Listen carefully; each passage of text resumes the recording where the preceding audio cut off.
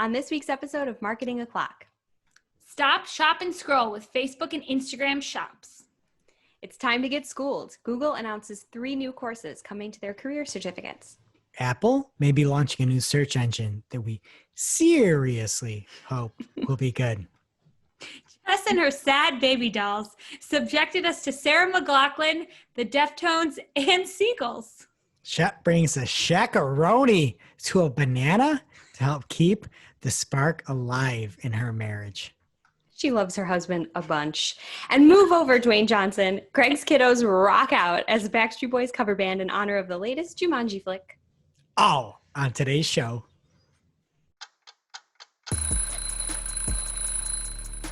Marketing O'Clock is your weekly dose of digital marketing news, a proud part of the Search Engine Journal podcast network. We record every week from the Cypress North Studios located in beautiful Buffalo, New York. Tune in to our critically acclaimed Famous Friday news show for insights, updates, rants, and much more as we cover the full gamut of digital marketing for you. If you want to follow along, just check out our show notes or head over to marketingoclock.com for all of the links from today's articles. And please subscribe so you don't miss a single episode. Hey there, I'm Christine Zernheld. AKA Shep. I'm Jess Budd. And I'm Greg Finn. And it is officially Marketing O'Clock. Here on August 28th, 2020. Remember, you can catch our Famous Friday news show each and every Friday morning. All your digital marketing news from the week. Powered by the digital marketing community. And if you want to join in the conversation, just hit us up. We are at Marketing O'Clock everywhere. Hello, everyone. Thank you for being here again for another episode of Marketing O'Clock. I hope we don't have any power outages or thunder while we're recording today. We have some weather going through. But what is happening with everyone? So you said that, and literally the National Grid, which is our power company truck, just pulled out in front of my house. Oh, no. At least So I think they're waiting. Them. Yeah, they're waiting for something to happen. That's good. I'm here. I don't think the weather's going to hit me, but I had a little bit of weather this weekend when we went up to the Adirondacks. We're here in New York, so we really are dissuaded from leaving the state by any cost. So we have to find things to do in the state. And we're up in the Adirondacks, and my daughter wouldn't take a nap on Saturday. And she was eating, and it looked like she was about to fall into her food. She was so tired. And I'm like, you are just the most tired thing in the world. And she looks at me and goes, "Oh yeah, Daddy, you want to see how fast I can run?" And so then I start falling over laughing. And so I'm dying laughing. And she's a hoot. Right. And then, so she goes, "Are you going to use that on the podcast, Daddy?" Oh, she knows. I'm like, "Well, do I have permission to?" And she said, yes. So do they listen every week? No, they don't listen. You just tell them when you talk about them. I play it for them if they're on it or if I'm talking about them. So I need to get their blessing. I don't want to just, use them for the show and for ratings. I think I really am the only one of us who has people in their house who listen. Yes. Is that true? Which, speaking of which, I'm going to talk about him again because, I've been talking for a couple of weeks. My husband just went back to the office, and it's been a little different because we spent all of our time together. And I hate bananas, and he likes them. So I started writing on the bananas. It made me feel like Jess Budd. And before you're like, "Oh, that's so nice." Because I feel like this is a game, but you would write nice things on your bananas. I'm writing all the annoying jokes that I repeat all day that I can't repeat because he's not here. Oh, that is mostly nice. I talk about on the show anyway. So I think yesterday it said shakaroni pizza. So you just permanent marker on the banana. No, it's a pen. Oh, so you write into it and then the skin turns from yellow to brownish? Yeah. Well, it's black. I don't know. Oh, okay. That's but I guess it's really embarrassing, but I'm having a great time. I'm sure he finds it very appealing. I'm sure he does. Wow. How do I never see these puns coming? And don't forget, you can check us out on YouTube in addition to the audio, wherever you consume your podcast. Just look us up on the Search Engine Journal YouTube channel. You can type that in without any spaces. And we have little short videos of all of our main news stories there as well. Yep. And today we're dark. It's dark out. So you may see power go out. Who knows? But that's over on Search Engine Journal. And please leave us a review or say something nice. Give us a recommendation. It makes this all worthwhile. And first up in the news this week, Facebook is expanding checkout on Instagram and Facebook Shops to all businesses and creators. And Facebook Shops is essentially a new shopping tab in the Facebook app. This story is very confusing in general because they're just saying shop a million times. But here's how they explain it. Facebook Shop makes it easy for people to find products from businesses they love, discover new ones, and make purchases all in one place. So they say it's easy to do that, but they don't talk about how easy it is to pay for these products, because everything that I saw in my shopping tab is like, who do you take me for? Do you think I'm some kind of millionaire? This first one is this like designer. First of all, who's wearing these outfits right now? No one.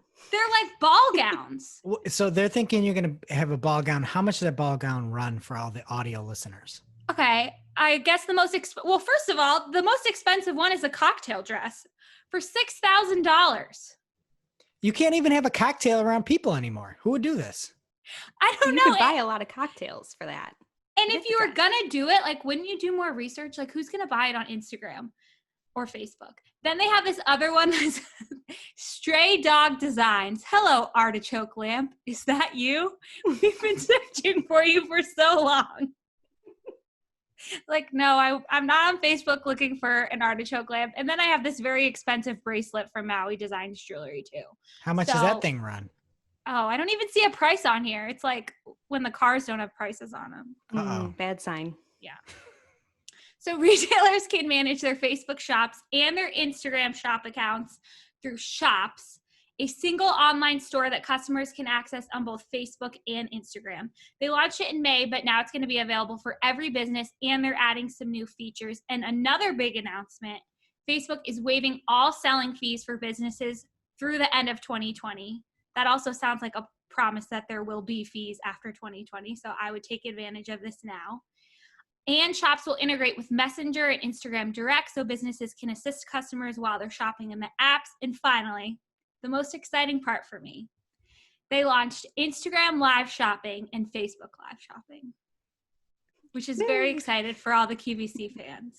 Oh no, is QVC done, Shep? No way! I watch QVC on Facebook all the time, actually, because they'll like show the broadcast on Facebook Live. And if anyone's wondering, the TSV today was a set of 3 Harry Slatkin Autumn Escape candles for under $38. And you know, we're all in our separate homes right now, but scent is really a way we can all burn the same candle and be together. And these have like over 50 hours of burning time, and they're just fabulous. So you should check them out. Are they soy? No, I don't. Oh. Is the soy candle good? I think it's better because it doesn't have soot, so it doesn't stain your walls. I've heard that. I don't know if it's true. Do you have any cheaper candles? I mean, I'm not a math guy here, but these seem like it's like $12.50 a candle, $12.33 a candle. Are they 50 big hours candles? of burn time. Yeah. It's like $1 an hour. He said, I don't say this all the time, this is the second best scent I've ever developed about one of the pumpkin candles. What is this first? He didn't say. Oh, Harry. It's not selling that one, Greg. It's not today's special value. Yes, I know what TSV stands for. Okay. Maybe he'll Impressed, be Chef? selling them on Facebook Shop soon. What else is happening this week? What even is TSV? But what is that? Today's special value. Or on QVC2, they have the big deal of the day. Okay, well, I'll buy these Harry candles, and I'll ship one out to each of you, and we can burn them for next week's show. How about that? Harry Candles, is that Harry Styles' brother? Oh I don't think God. you're related based on first names, but you know, I'm not a biologist. That's what they're saying. Like, we're all apart. We can't be in each other's homes, but we can have these scents that really bring us together. It was such a nice thought, you know? It's just a way to sell more candles because you got to buy them for your friends too. But I appreciate the effort. Hot take, I don't want to see a pumpkin in August. Sorry. I got more for you later then, Greg. But first, big news about Google Career Certificates, which is Google's program aimed at providing career-specific education and validation of professional skills. It's a mouthful. The program is designed to be completed in 6 months, though there's no time limit for this. It helps folks interested in digital get on basically a faster track towards employment, regardless of their previous experience in the field or if they have any level of formal education whatsoever. So there's already a certificate out there that you can get. It's the IT Support Specialist certification. But the news here and why we're talking about this is that they've announced 3 new courses that are coming soon. They don't specify when soon is, but soon sounds soon. And those 3 courses are data analyst, project manager, and UX designer. So those are all valid programs for our listeners here. And the certificate programs are all hosted on Coursera. So the fee is only $49 a month. So I'm not Google certified in math because they don't have that yet. But if you complete it in the 6-month time frame, you can get the certification for under $300, which is a pretty good deal. And Google has also said that if that is expensive or, out of range for you, they will have grants and scholarships made available even to help out with that $49 a month fee. So that is really, really nice to see. Oh, nice. And yeah, it's really nice. And after completing the course, it's not over. Certified individuals will have access to resources that can help them get a job, and not just with Google either. They're going to help people find employment out in the world. And if you do want to work for Google, the good news is, according to the SVP of Global Affairs at Google, he said, and this is a quote, "In our own hiring, we will now treat these new career certificates as the equivalent of a 4-year degree for related roles." So that's huge, right? There's a lot of consideration, at least internally with Google, and hopefully Google's clout will help you elsewhere. I know someone who I think will love this. Who? Greg Finn. I couldn't love this more. Anti-college. I am not anti-college. I'm anti-thinking that college means something, right? Like that's anti-college. It's As not a requirement, anti-college. right? Go to Yeah. college, live your life. I think Just there are do some it for fun. Look, I understand, Shep, you're a hater, but if somebody came to me and said I took these, well, actually, you know what? I take it all back. I'm anti this because I've gone through Google certification programs and it is hot garbage. So but I do think that college is like ripe to be disrupted. And you see things like the Lambda School out there where they are trying to reconfigure college. And if these certifications and these degrees, they can be used at Google and any of the major tech companies out there, why wouldn't you take these? Like, I don't care about what you went to school for. I kind of care about you, was generally my thought process. Do you think that's wrong, Shep? So I guess you just don't care about the geography class that I took online at my liberal arts university. It's fine. I'm sure you're going to do better at Jeopardy and everything, but like, I don't know how that's going to help. I mean, I guess maybe you can like dial right into the geographic zip code when you're targeting ads or something like that. Maybe. I don't know. I just think there's a lot of fluff in college. And then I think that people just generally don't know what they want to be when they're in college. I'm not as anti-college as you. I will say, if these courses are good, that's pretty awesome. So question, Did you go to college for the position you're in right now? No. I did more than you guys did, I think. I did marketing. I never took a marketing class in my life. And you have a higher degree, right, Jess? Yeah, in film and television. So watch out for me. me. You don't even edit these shows. You don't even edit these shows. My skills are like 10 years old. I can't even do it anymore. I did go for marketing and I did go for computer science. And I dropped out of computer science and just ended with marketing. So that sort of relates. But to be honest, I didn't learn anything in marketing that I use today. Yeah, I didn't really either. So that's why I am. You paid all that money and I get it. There are things that could be instilled into you to make you a better character and a better human.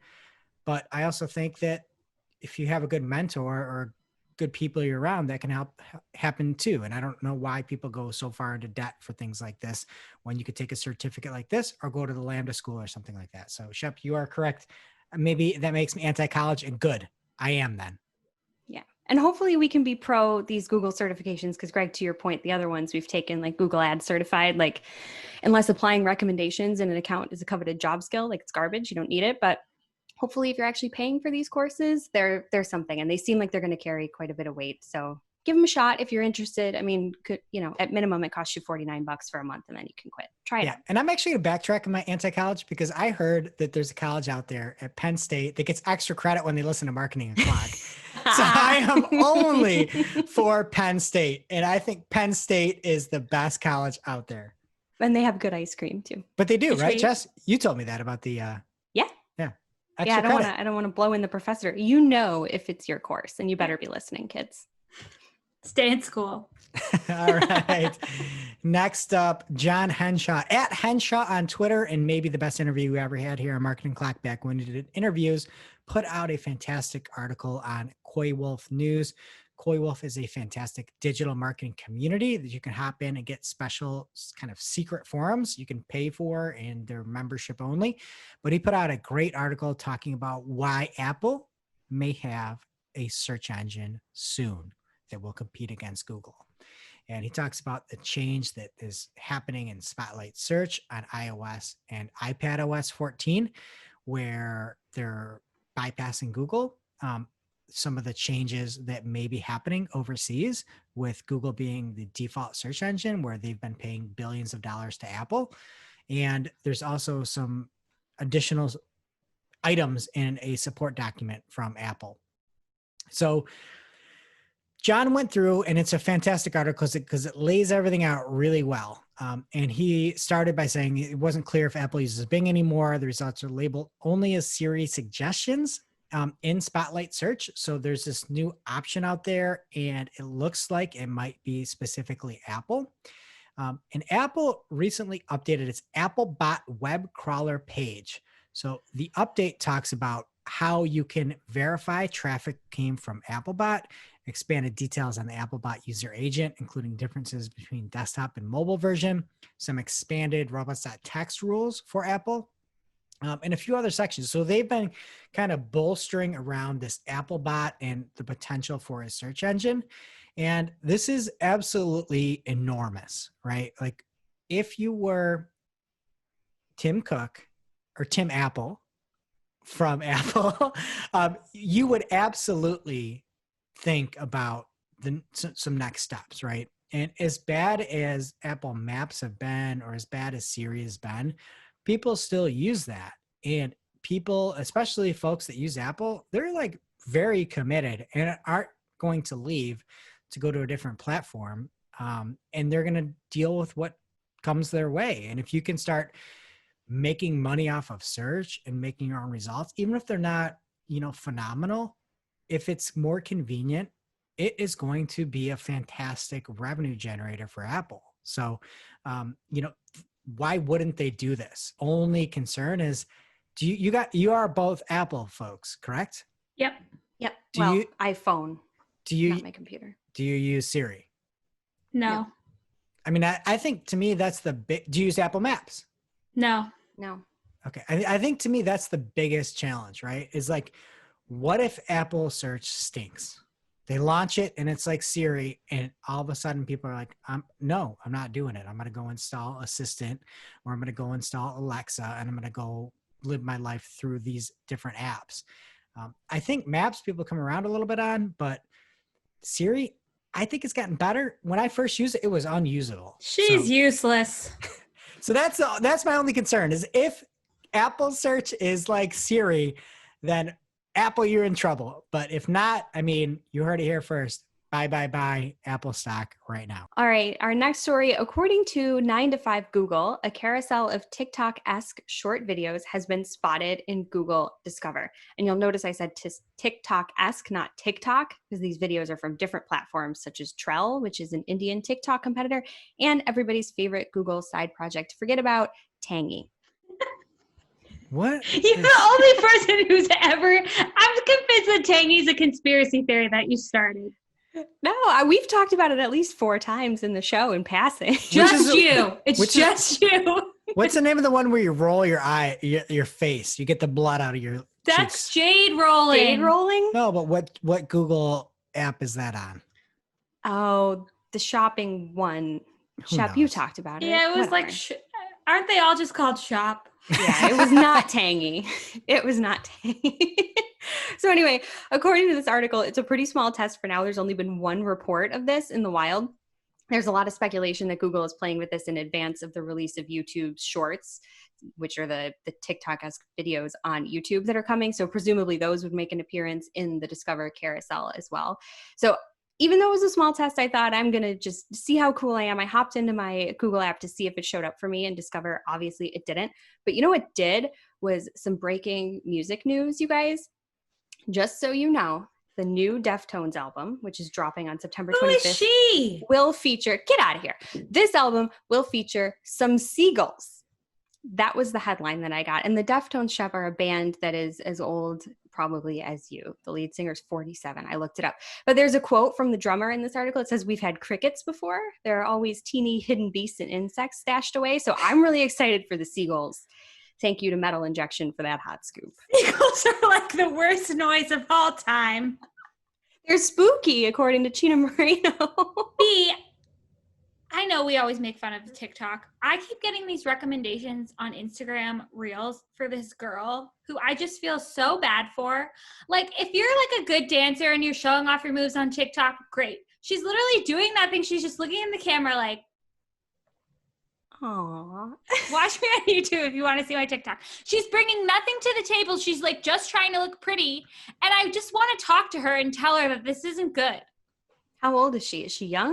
Does She's she probably get it? like 18. I don't know. I like to think she's of age, and I'm not mean for making fun of her. That's nice. Yeah. But she's like, It's a do nice way to something think. funny or something useful, or don't do it. I mean, I agree, but that's not what TikTok is for. TikTok is for bogus actions like that dance move you just did that everyone should go to the search engine journal YouTube channel to see. It's not dancing. Like, people just move their hands. It makes me mad. Sorry. Back to But- your story. Yeah. Well, actually, to get to the marketing angle of the story is if you do video and you can turn them into shorts, check it out. Like we were talking with BFF of the show, Glenn Gabe, and he was talking about Discover pushing stories. And if they start really trying to push shorts, give it a test, right? Like it may fall off like Google Plus did and like authorship did and all these things that at one point we thought would make sense, but cut your stuff up, make a short if you're in a video and give it a spin. Like I am as anti-short and anti-story as possible, but when it comes to our clients, we're going to do everything. And so if we can do a quick short that explains something or does something or is fun, we're going to do it. So give it a test yourself. No seagulls, though. Oh, no seagulls. Just Steven. And if you like Seagull. stories, we are now doing our own little web stories that used to be AMP stories. We have Katie on our team. She is making all of our stories and they're fantastic. So if you just search for Marketing Clock, we'll figure out some way to share it in the show notes over at marketingclock.com. But we've got little stories that break down all the things we talk about today with some images. And they've been fire for the past few weeks. And check that out if you want to see more from us. Now it's time for this week's Take of the Week. This is a #fire digital marketing take with extra spice served up for you. We simply deliver the take for your consumption. We give no opinions. We don't influence. You make the call. And this week we've got a take from Anna Blanken at Anna_Arrow on Twitter. And she says, agencies that hold client data hostage are terrorists. Change my mind, period. PPC chat. I was just saying this week that I need some better like punishment ideas than saying everyone needs to be arrested or go to jail. And here we have it. They're terrorists. Yeah, yeah. This is bad. I don't want to change her mind. She's No, right. she's right. She's right. I mean, I don't know about terrorists, evil. I'm with Anna though. Yeah. And we've dealt with that before where people set things up in a way that is non-transferable and they think that's a competitive advantage and it isn't. It never will be. Nobody likes it and It's you're not going to get shady. more business. It's rude. Right. We go out of our way. We go out of our way to hop on calls and walk people through owning their own accounts at our agency, Cypress North. And those agencies that don't do that and don't give things up, yeah, maybe she's right. Maybe they're terrorists. Maybe she's right. Great take, Anna. And now it's time for this week's ICYMI. This is just something you might not have seen. Maybe something that you overlooked. But you shouldn't have. ICYMI people from Martin McDonald at Search Martin on Twitter. If Apple does release a web search engine, it'll be the same as their Maps product. Initially, absolute trash, so we'll all ignore it. Then sneakily, over about 6 years, they'll catch up, but nobody notices, and only diehard fans care. I mean, I'm proof of that because I had no idea that apparently Apple Maps is no longer trash, but Greg said it earlier too. But maybe you're using it. What if you're actually using Apple Maps and you don't know it? I'm not. How do you Why do you know? think I am? What do? Do you type in an address? How do you Google search it? Maps. You Yeah, open the up the app. app. Okay. Yeah. All right. So, maybe they can't convert some folks. It Shep, is. we should try it. Digital Not that marketing any of the- podcasters? I don't know. Yeah. Oh yeah, we should get. Well, I don't go anywhere. That's the problem. That's the thing. Like, Just gonna since no say- one's going anywhere, it's a bad time to test that. Oh well. Now it's time for this week's lightning round. Pew, pew. At this point in the show, we split up our content into 3 parts: paid, organic, and social. And first up in the paid universe this week from Corey Dobbin, at Corey Dobbin on Twitter, you can now use existing story posts as story placement ads on Facebook. And he also notes that you can't use existing stories with emojis, GIFs, or stickers, and they cannot be used for carousel ads. So very exciting for easier ad creative. That is an option available to you. Do you know if you can use them for GIFs or no? You just say whatever I don't say every time. And next up, Google promised or threatened to release a new default setting that will block ads that violate their heavy ad intervention policy at the end of August. And I know this is shocking to everyone, but we are getting pretty close to the end of August. So this is in the news. They're not exactly saying when this is happening, but Chrome 85 was released on Tuesday. So people are thinking maybe it coincided with that. And Chrome's definition of heavy ads are using ads to consume more than 4 megabytes of network data or 60 seconds of total CPU. My definition of heavy ads are just those really heart-wrenching Sarah McLachlan ones. With the dogs? Yeah, it's just, it ruins my whole day. It's so sad. So sad. If Google really wanted to speed the web up, you know what they do? Block Chrome. Ads for life, baby. Okay. Way to take the focus away from the sad animals, Craig. Thank you. Yeah, I guess they'll just stay hungry. In the arms of an angel. Oh, don't do it. You want to hear a true embarrassing story? I used to love Sarah McLachlan. I guess I still do. And I would play that CD when I was in like 4th grade playing with my dollhouse, and I would like pretend that something tragic happened, but I wouldn't like make up a tragedy, but like something bad happened to the family, and the mom would be like tucking in the babies and singing that song. And I did that on many occasions. I have like memories of that. That's really sad. That should have been a sign of things to come with all your dark obsessions. That's terrible. That is a terrible story, but I appreciate it. And more so, I appreciate the fact that you can go from in the arms of an angel with baby dollhouses to getting excited that Chino Moreno from the Deftones is going to include seagulls in the September release. Like, that's range. Music, baby. I love it. Listen to it on shuffle. Ugh, don't. So if you have heavy ads on your site, take them down or you might be in trouble. And next up, Google announced it is rolling out new AdSense reporting in the coming weeks. If you use AdSense on your site, your reporting will automatically be switched, but you can toggle back to the old version if you want for the time being.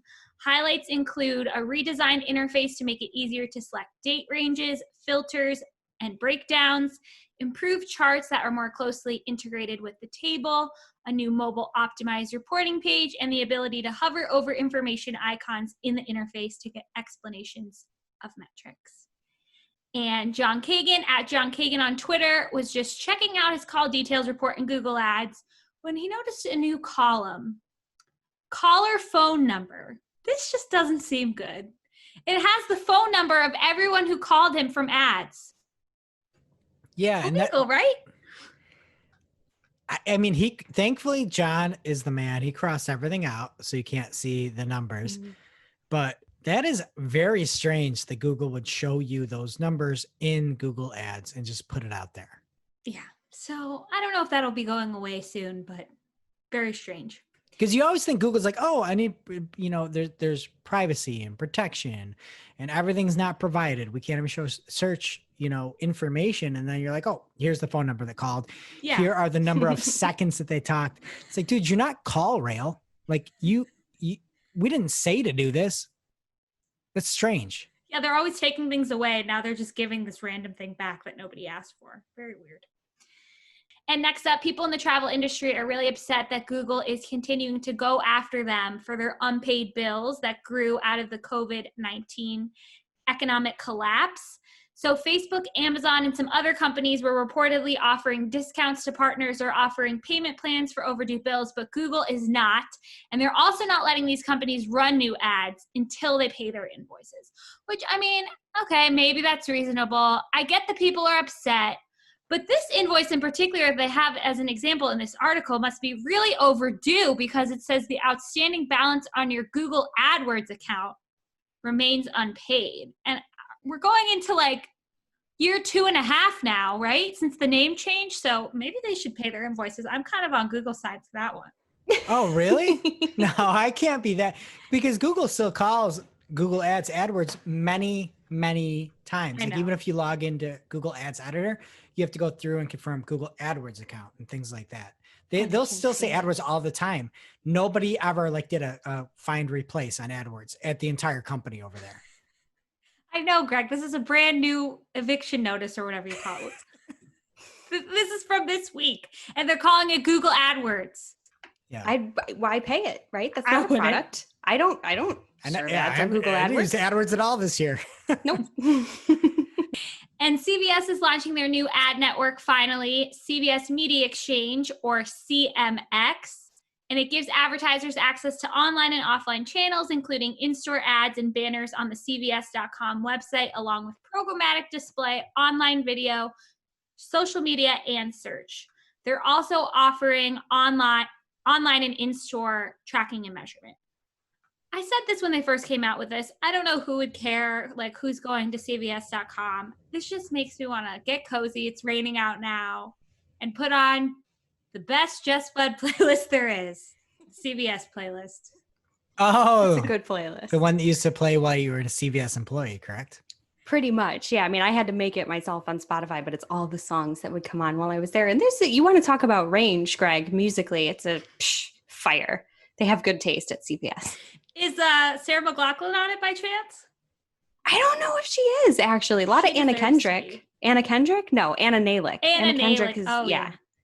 That okay. 2 a.m. song. Oh, yeah. Well, I just hope when they send out those invoices, like we talked about with Google, that they send them out with a huge, astronomically long receipt. Different story, but okay, I love it. You can apply your extra bucks towards your bill. And that is it for paid. What's happening in organic? We've got a lot of news here in organic this week. And first up, Google is letting retailers customize their product information in search results. And much like they allowed webmasters to customize the way that web pages showed up in Google search, you can now do that with products. So there's a display no snippet for products, and you can control what will be pulled into the search engine results pages. So one thing that you can do is you can use a no snippet tag if you don't want your product to actually look like a product. If you're saying, I want to opt out of all this, Google's saying, go right ahead. You can do that. So I like that. I don't know who exactly would do that because being a product has a lot of good features with that. Another thing you can do is you can truncate the number of the number of characters that show in that snippet. So if you don't want it to be too large, which again, I don't know who would want to do that, you can truncate it. Also, you can get rid of specific HTML. You cannot show up for specific products in the Google search. And I believe you can also remove an image. So if your image stinks or you think people are going to click or something, you're like, this is a really ratty sock that I'm selling or something.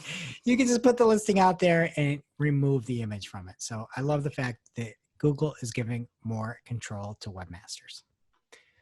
Next up, Google Assistant app is now using your searches to make personalized recommendations. And this comes from Sarah Perez over at TechCrunch.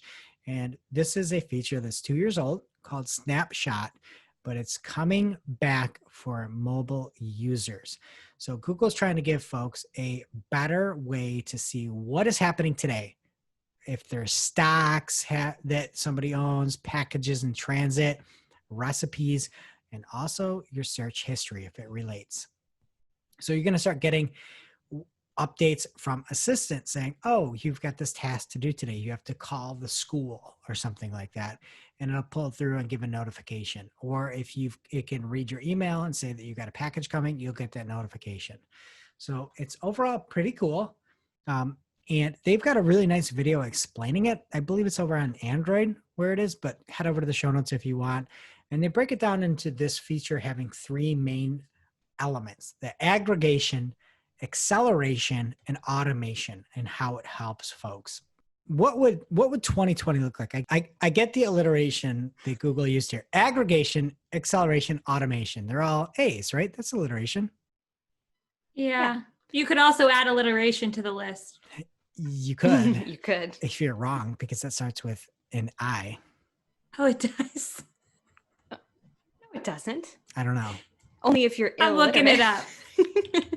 It's an A. You could add alliteration, absolutely. But I came up, I'm like, those 3 A's are really catchy. Who wouldn't want this? And I'm like, let's make an alliteration like in real life if I was using this. So 2020, I've got aggregation, isolation, and Armageddon. That's what I've got. But I'm like, oh, that's 2020. The 3 A's. I'm so sad. Yeah, aggravation, isolation, Armageddon. The 3 A's. That's isolation doesn't start with an A. I mean, just be creative with it. All right, next up from BFF of the show, Glenn Gabe. He put out a tweet saying, quick update. I shared previously that Google Search Console started showing scroll to text URLs for Google Images starting on August 4th. Well, now I'm seeing those web search starting on August 19th. If this sticks, it will make it easier to identify featured snippets in Search Console. I hope it's not a bug. And so he's seeing again, it's that scroll to text. So if you've searched on Google, click the feature snippet, you'll sometimes hop down and that will be like highlighted in yellow for you. So now he's seeing that. He doesn't know if it's going to stick or stay. There's a whole bunch of conversation. If you want to see the replies and what Glenn's talking about, head on over to marketingclock.com for more. And next up from our favorite detective, Jane Mansham Wong at Wong M. Jane on Twitter. Spotify is working on a podcast topics search, which is really cool because the example that you can see is that there's so many topics. And one of the issues that people find is there's not specifically a topic for you when you look at maybe the Apple charts, right? There's business. So we're in business, but we're really marketing. And some of the topics that they had were so specific. It's like Fox News is a topic. Gavin Newsom, New Hampshire, New Jersey, New Orleans Saints. So you can really dial down into what matters to you. So I love this. And I just love Jane. She finds everything. She's the best. And next up from power listener of the show, Andrea Cruz 92 on Twitter. I don't even know why she's in the organic. It feels so weird. Like it's like the past 2 weeks when Glenn's been up in the paid side. I don't like it. Like, I mean, Things are upside down. I love both you guys, but like it just throws you for a loop. So she found that Google was adding a thin line between organic results to better differentiate one result from the next. And you can hop on over and see it in action. So the organic results have a very, very, very small line in between them, segmenting them from the next result in the search engine results pages. All right, next up from our very own, from our agency here, Cypress North, is a article called Why Multi-Channel Funnel Reports Don't Match Other Google Analytics Reports. And this is from Sarah Burke on our team at Data by Sarah on Twitter. And in case you didn't know, Google reports differently based on the reports that you're looking at. So if you're looking at an MCF report or multi-channel funnel report, it reports completely different than Google Analytics does on the main data that you find. So the main data you find kind of removes direct from that. And if it can find the last meaningful touch, it will skip direct and attribute it to that. Most people don't know that. But if you look at the MCF reports, it will actually count direct if it was the last touch. It's a whole thing, But Sarah breaks it down, and I haven't seen this anywhere before, so that's kind of why it's news. We're trying to explain it to some clients, and Sarah did a nice write-up on it, on how it works and why it is how it is. So this should be an eye-opener. Head on over to Marketing Clock if you want more. And next up, from Google Webmasters at Google WMC on Twitter, they have a new way to report urgent bugs or other issues if you find them. So they say Google provides many support mechanisms, but we recognize there can be situations where site owners may wish to report urgent bugs or other issues in a timely manner. To help, we're piloting a new reporting system beginning with security issues. So there is a link. You can go to marketingclock.com and find that link and report that bug, and Google will try to solve that faster. I'm going to pull a page out of my daughter's book from maybe 3 episodes back. I'm just going to report coronavirus and see what Googlebot could do to fix that bug. Good luck. All right. Next up is another one from Jane Mancham Wong at WongMJane on Twitter. Spotify is working on virtual events, and there's going to be a new format that she found. If you're going to have a virtual event, Spotify is trying to allow people to find virtual events and then also host them, it appears. So that's cool. I know that virtual events are bigger than ever. I missed the last Google Unconference. It was 2 days ago on Wednesday, and I had a seat registered. I just somehow missed it, but if maybe Spotify would be a better route for some folks to take. All right. Next up, from Google, the AMP project at AMP.html on Twitter has released the 2.0 version of the official AMP plugin for WordPress. There are big improvements, including advanced automation, developer tooling, optimized serving. You can head on over to Marketing Clock to see more. All right. If you are one of those folks that has an app and a web property, you will love the news from Krista Seiden on the digital debrief she has. KristaSeiden.com. She talks about the fact that the wait is over. E-commerce reporting is finally here for app and web properties in Google Analytics. Personally, I love how excited Krista is. I started following her on Twitter. She's fantastic. She gets so excited about analytics and really knows what she's talking about, obviously. So don't miss this if you're an analytics nerd.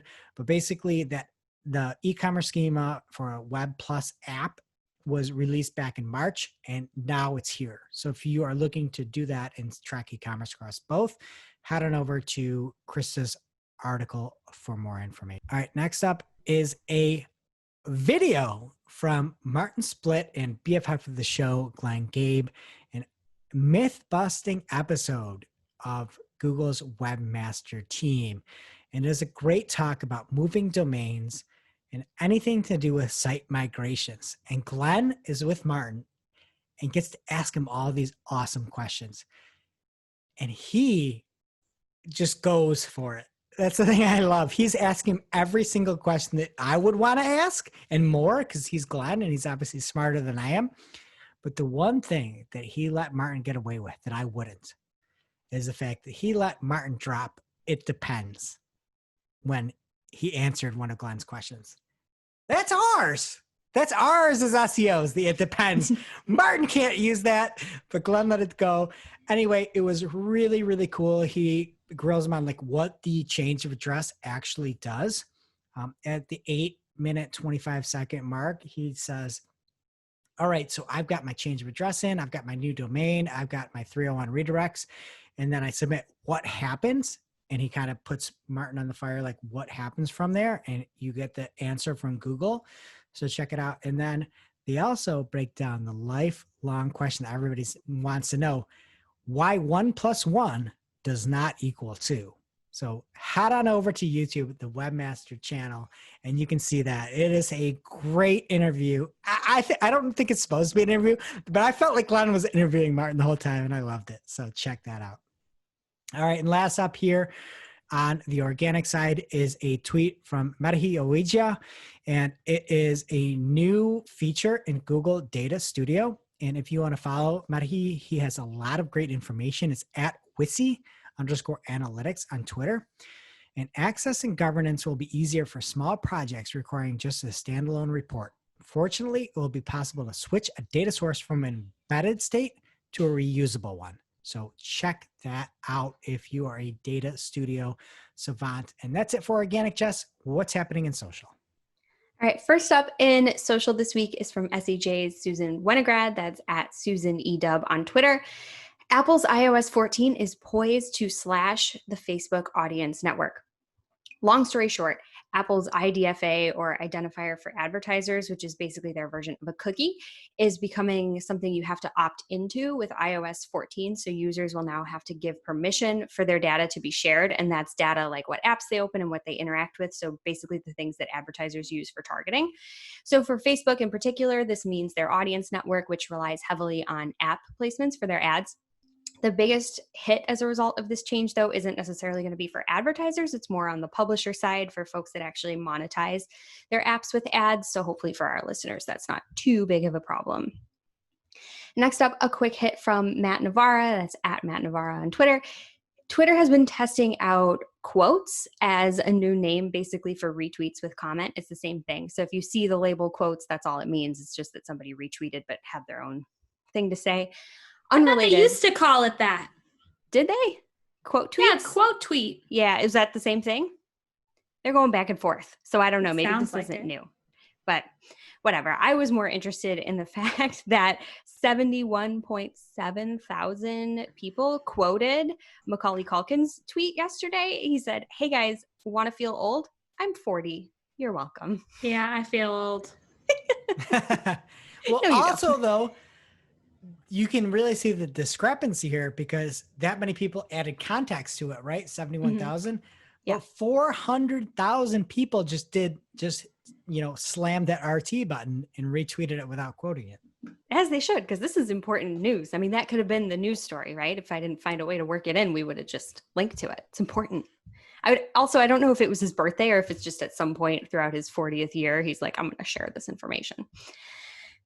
But it doesn't matter. Anyway, we have so many stories about TikTok this week that I'm just going to pretend that this is a TikTok and get through all of them quickly without being entertaining at all. So first. Shots fired. Yeah. I feel bad about making fun of that 18-year-old girl. Don't. She's fine. She's on the internet. She's doing it to herself. Don't feel bad, Shep. Okay. TikTok is mad at the Trump administration for essentially forcing them to sell to a U.S. company in order to avoid being banned. So they're taking legal action. They're claiming that the executive order was put together without due process or adherence to the law. That is a quote.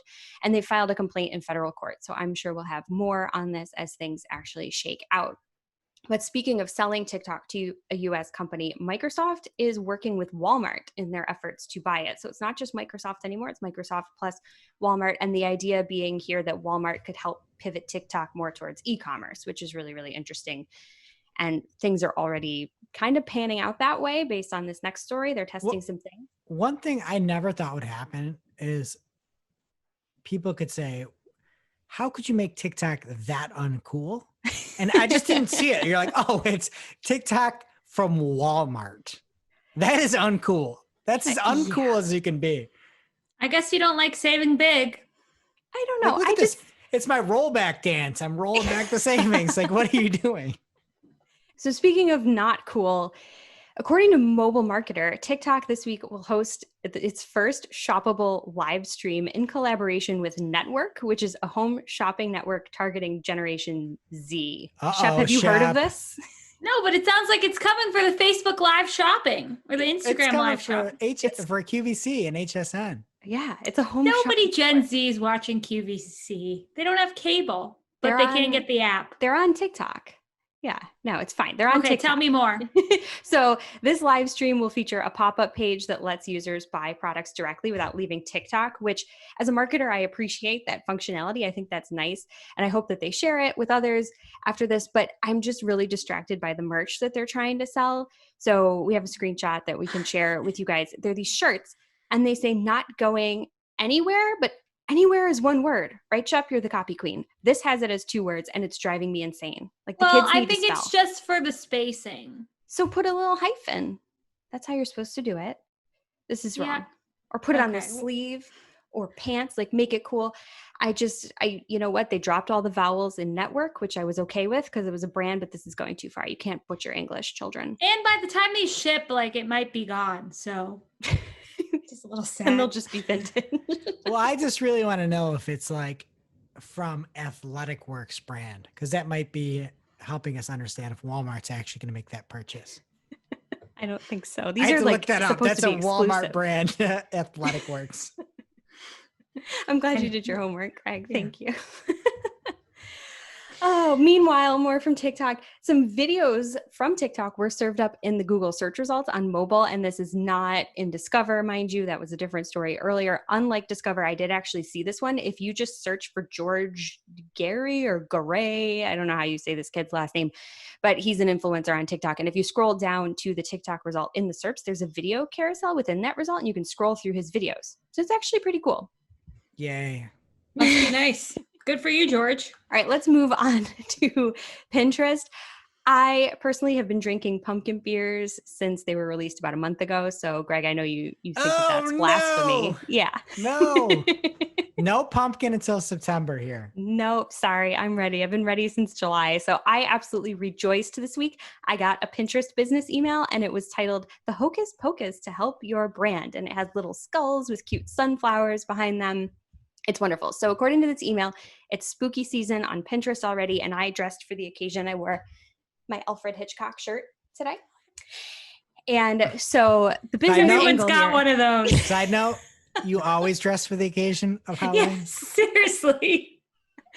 fair enough. But this isn't black, guys. This is gray. This is a big deal for me.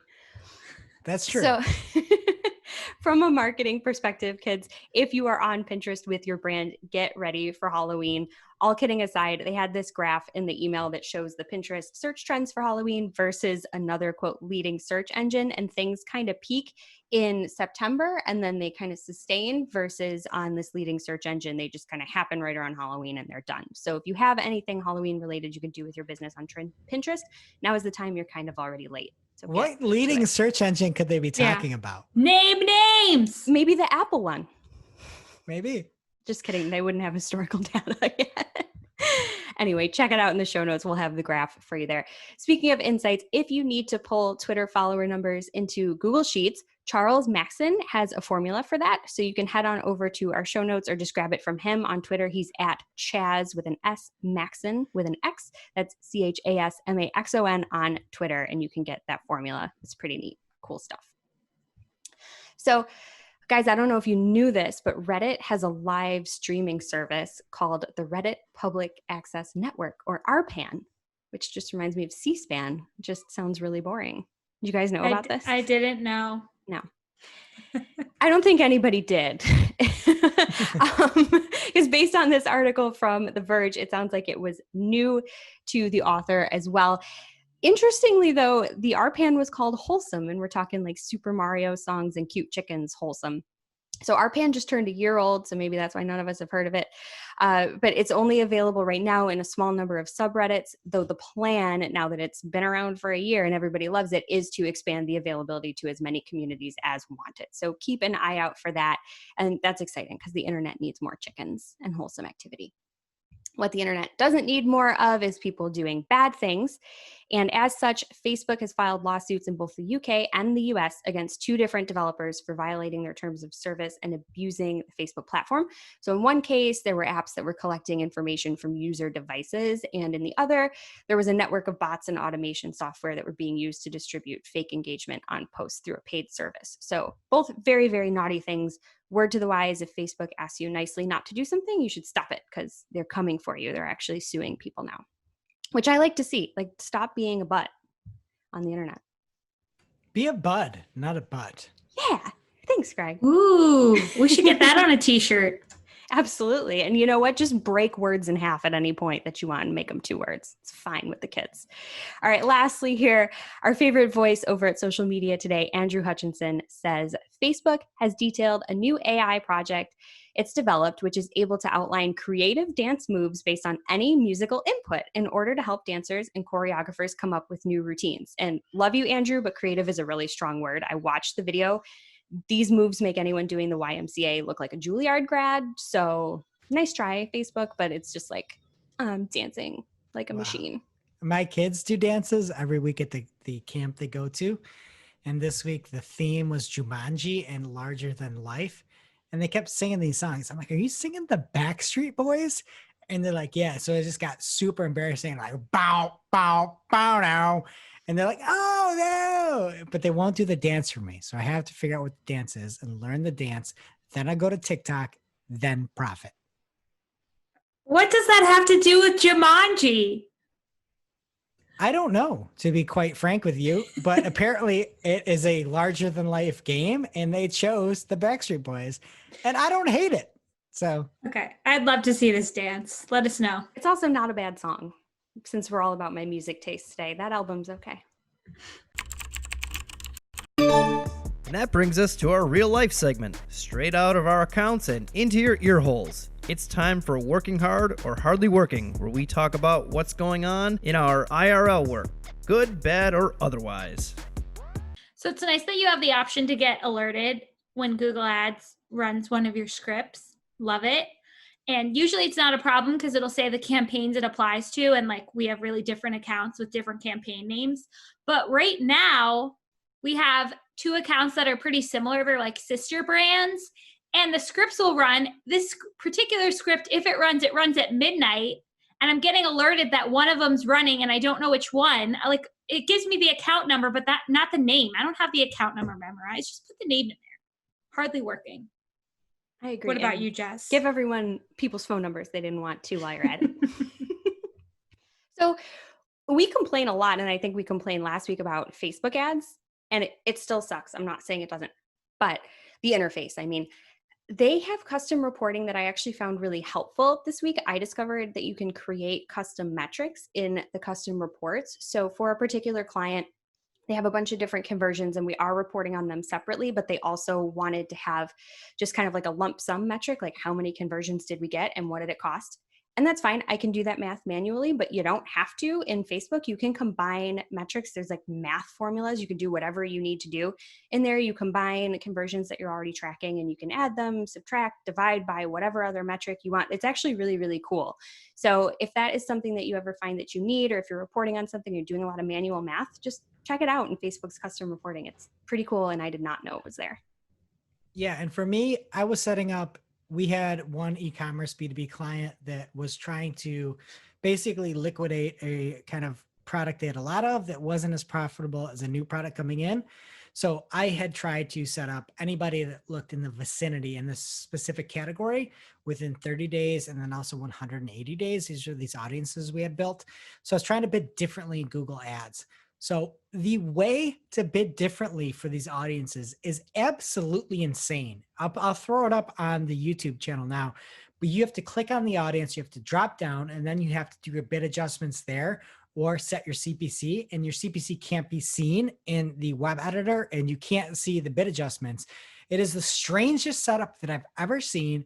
And Google Ads just makes things so unnecessarily hard, but I'll put it in the YouTube and in the show notes. I'll put a screenshot. It is absolutely insane how you have to bid differently for different audiences. Now it's time for this week's WTH, Misguided. You're like, who does that? Just get rid of it. I'm over it. where we rant, rave, and roll our eyes about a trending digital marketing topic. What are we coming to? Honestly. See what had us asking WTH. this week. I'm calling this week's WTH Stonks with Shep. So it all started, Jack Dorsey tweeted on April 7th, I'm moving $1 billion of my Square equity, approximately 28% of my wealth, to Start Small LLC to fund global COVID-19 relief. After we disarm this pandemic, the focus will shift to girls' health and education and UBI. It will operate transparently, all flows tracked here, and then he has a link to a spreadsheet where you can see all the nice things that are happening with this money and the different organizations they're going to. And you'll notice in the tweet that he says he's donating his Square equity, not cash. So he put the money in the fund, but only 200 million of it has actually been dispersed to the different charities at this point. The rest is still sitting there waiting to be donated. And since the fund's birth, Square stock's price has surged from $50.30 on April 7th to over $155 today. So bottom line, he pledged $1 billion. They've spent $200 million of that, and there's still $2.6 billion left because he's just making so much money off of his stocks so fast. And that was Stonks with Shep. That was great. We need to add like a ticker tape to the bottom of our video just because that was so perfect. Hey, CNBC, stay away. All right. When numbers get too big, I just zone out. But the point is, he did something really nice. He put some money in there, and the amount that it's turned into now is just crazy because he's so stinking rich. The only thing I would say, like, I love it, love to see it, everything like that. But if your actual goal is to fund global COVID-19 relief, you at the time have only put 20% down based off of your initial investment. And obviously now that's even less. That's, what is it now? That's far less. It's in the single digits or something. COVID is, I don't know what you mean.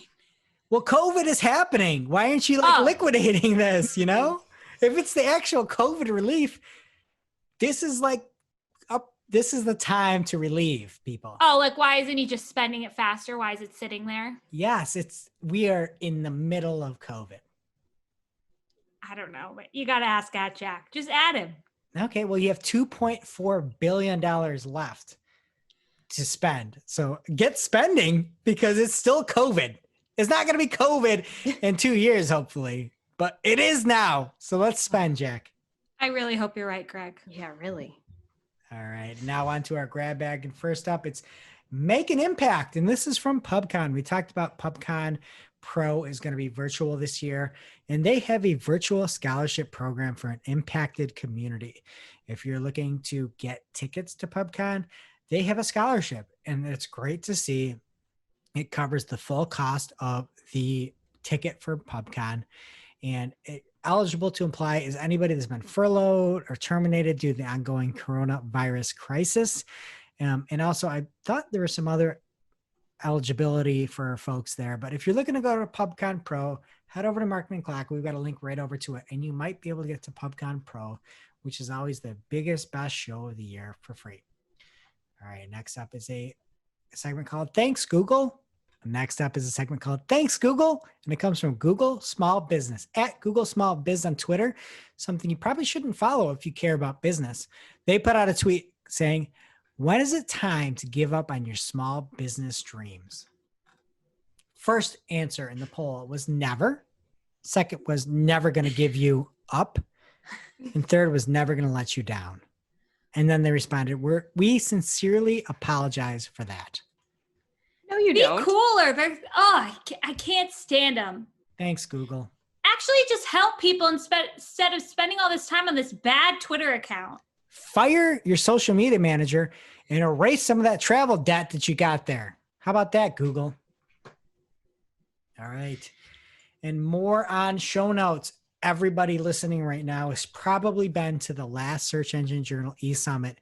And if you want to talk to the organizers about what you want to see more of, hopefully you might put in there Marketing Clock Live, which I've heard a little birdie, maybe it was a seagull, told me that there might be Marketing Clock at the next one.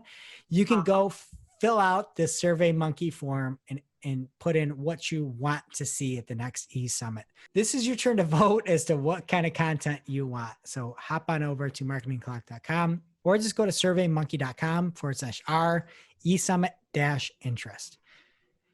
And lastly, on show notes here, Inbound 2020. It is the HubSpot featured conference of the year. It's virtual this year.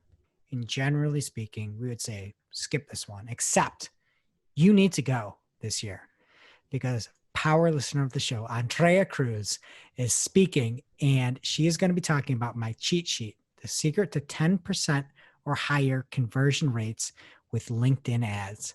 Now, as you could imagine, this is going to be an important speech. So if you want to listen to it, you need to get the Powerhouse Pass. It is a 2-day pass. It's usually $119. It's only $89. And this session alone will pay for it. You'll get this session, all the other sessions, a bunch of breakouts, interactivity, and the ability to watch the sessions, I believe, for up to a year. So check that out, inbound.com, and head over to the show notes if you want to get a link to the show. And finally, here we have extra spice served up just for you. Mark from our team at Mark_from_MKTG does fire recaps of the show every week. So you got to follow him and check them out. And last week, in response to Greg's working hard or hardly working about targeting expansion, he had a fire response. He said, Google is so criminal for doing this audience expansion nonsense. I also keep getting it as a recommendation for all of my remarketing campaigns. So I keep sending them sassy reasons why I don't want to accept it, which I love to hear. But we also have an update on this because we found it on the online interface.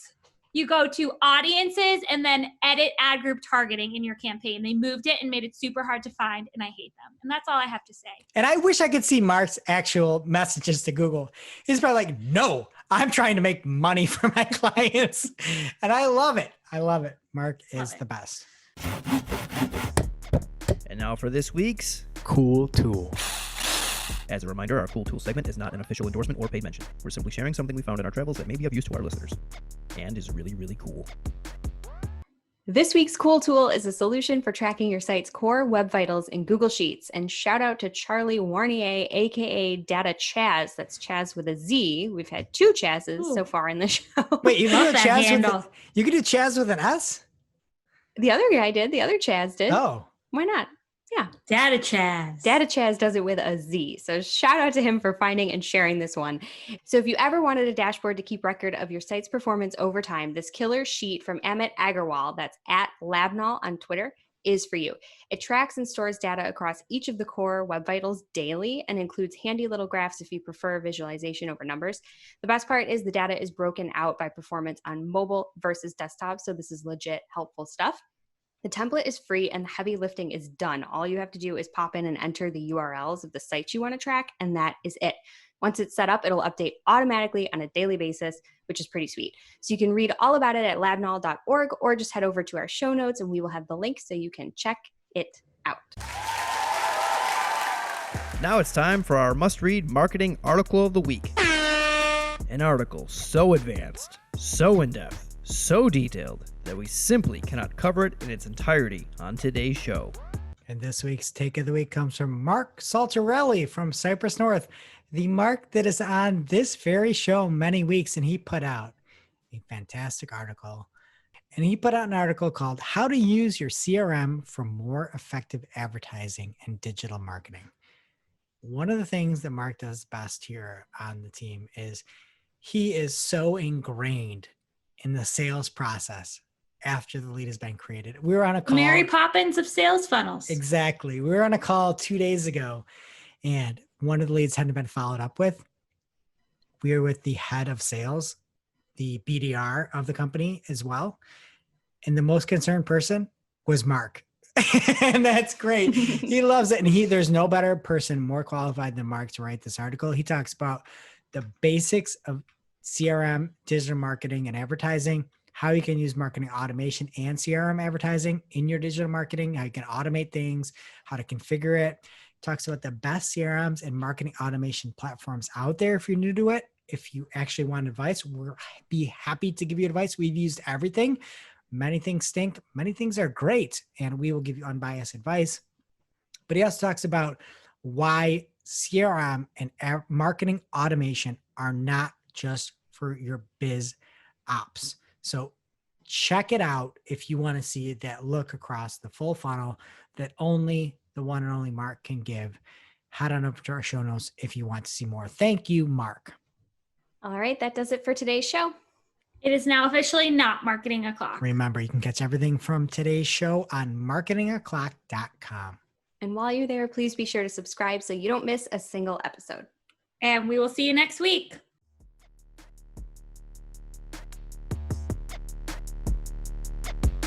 Thanks for listening to Marketing O'Clock, part of the Search Engine Journal Podcast Network.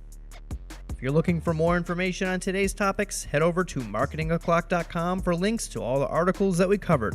And please be sure to subscribe so that you don't miss a single episode.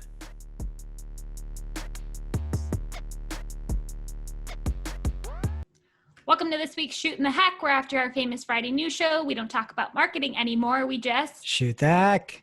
And Jess wouldn't tell me what we're playing. So Jess. But I know what it is. It is everybody's favorite game. It is everybody's favorite game. So we talked last week about how I didn't listen to the previous week's episode. Well, since then I have. And I realized that Mark had renamed the Prove Me Wrong game for himself. He was calling it Bootleg Opinions or whatever. So we're going to try it again. I'm going to redeem myself. We're going to play the same game we played last week, but I came up with a new name for my version, and it's called My Sophisticated Stance. And y'all can prove me wrong. Wow. So My Sophisticated Stance, agree or disagree. Forget ironing. Let's just embrace wrinkles. Ironing's a waste of time. Oh man, I hate ironing, but I'm a big person. You don't have to do it if you just hang your clothes in the bathroom while you take a shower. But Yeah, that's girl. not embracing wrinkles. I don't embrace them. Well, they don't really come out that well when you do that. Let's be honest, because I do it too. I'm against you because I buy anti-wrinkle clothing for that reason. Fancy. I don't like, well, it's not fancy. It just is, but instead of buying the normal version, you buy anti-wrinkle version.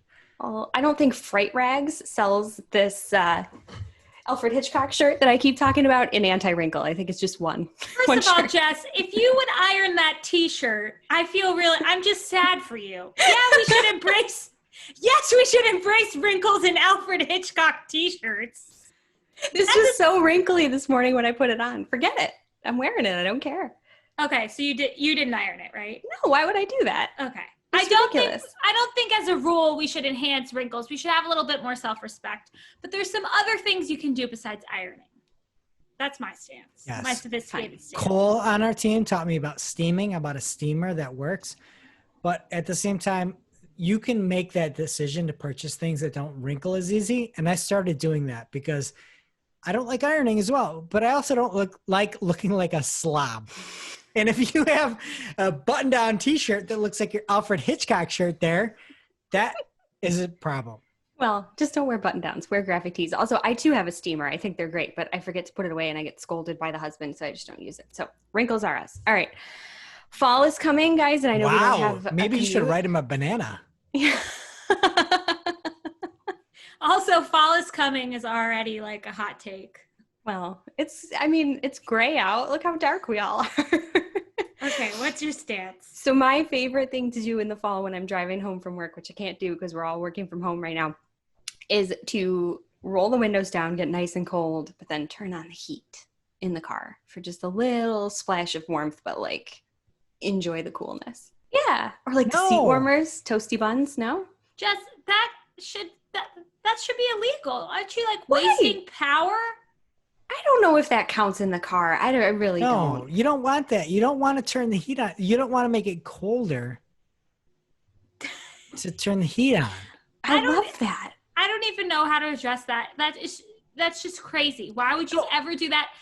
The Mythbusters talk about how it like slows your car down when you have your windows down too. And if you get in your car in the summer and it's hot, it's very, very hot, you roll the windows down, you can turn the AC on a little bit and you can just start going. And it's automatically cooler. But if it's cold out, you are letting the cold come into your car and turning the heat on, and you are wasting electricity. Wasting gas. Is it electricity? I don't know. I like, and but I it's feel like about your the windows. feeling. Fall's about vibes, guys. Feelings. You know what you should do? You should open all the windows in your house and turn your furnace on. Sometimes in the winter, I just let a little cold air in just to feel the briskness for a second. No, don't tell anyone else that you do that. Just stop. They've all heard it. All right, maybe I'll get you guys with this one. Prove me wrong. My sophisticated stance. Flip-flops are a walking shoe.